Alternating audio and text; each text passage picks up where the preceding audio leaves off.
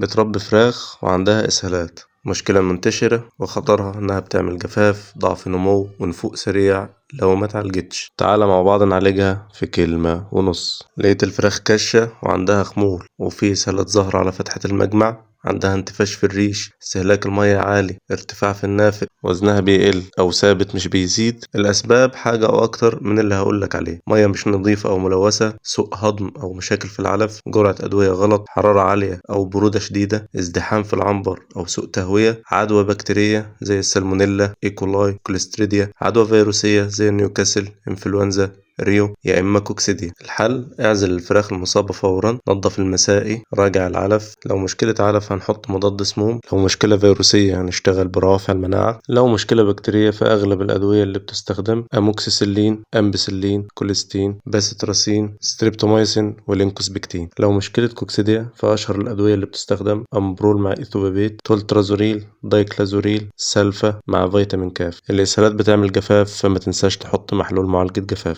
حياتي دكتور المنتصر بالله، طبيب المزرعة.